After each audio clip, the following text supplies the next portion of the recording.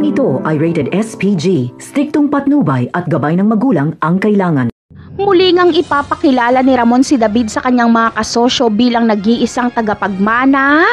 Sa pagkakataong ito ay sinigurado ni Ramon na walang magiging aberya. Pagkatapos nito ay magpo-focus na si Ramon na hanapin si Edwin at ang nagngangalang David na binanggit ni Severino. Sasabihin naman ni David kay Olga na nakita niya si Edwin na may hawak na baril. Kaya maaaring alam ni Edwin na si David ang pumatay kay Severino. Malaking problema ito nila Olga dahil siguradong ituturo ni Edwin kay Ramon kung sino yung David. Kaya naman makikipag-unahan si Olga kay Ramon na mahanap si Edwin. Kailangang mapatahimik ni Olga si Edwin bago pa ito makita ni Ramon.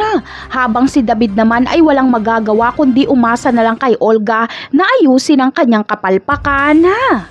Samantala, dahil walang makuhang impormasyon si Ramon tungkol sa nagngangalang David, ay si Chairman mismo ang kanyang kakausapin.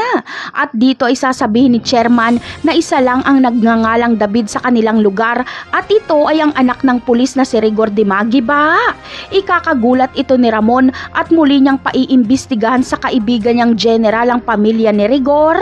Napakarami pa nating dapat abangan sa mga susunod na episode. Paalam!